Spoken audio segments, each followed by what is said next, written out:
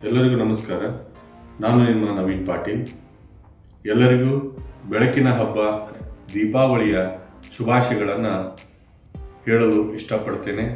ಆತ್ಮೀಯ ಜೈನ ಬಾಂಧವರೇ, ಬೆಳಕಿನ ಹಬ್ಬ ದೀಪಾವಳಿಯ ಶುಭಾಶಯಗಳನ್ನು ಇಂಟರ್ನ್ಯಾಷನಲ್ ಜೈನ್ ಯೂತ್ ಫೋರಂನ ಪರವಾಗಿ ಹಾಗೂ international Jain youth forum charitable ಟ್ರಸ್ಟ್ನ ಪರವಾಗಿ, ಜೊತೆಗೆ ನನ್ನ ವೈಯಕ್ತಿಕ ವ್ಯವಹಾರಗಳಾದಂತಹ ವೇದ ಫಿನ್ಸರ್ ಮತ್ತು ವೇದ ಬಿಲ್ಡರ್ಸ್ ಆ್ಯಂಡ್ ಡೆವಲಪರ್ಸ್, ಜೊತೆಗೇನೆ ಪ್ರಮೋಟರ್ಸ್, ಹಾಗೆ ಹೋಮ್ ಕನ್ಸ್ಟ್ರಕ್ಷನ್, ಇಂಟೀರಿಯರ್ ಡಿಸೈನಿಂಗ್, ಈ ಎಲ್ಲ ಕಂಪನಿಗಳ ಪರವಾಗಿ ನಿಮಗೆ ದೀಪಾವಳಿ ಹಬ್ಬದ ಶುಭಾಶಯಗಳನ್ನು ಮತ್ತೊಮ್ಮೆ ಮೊಗದೊಮ್ಮೆ ಹೇಳ್ತೇನೆ.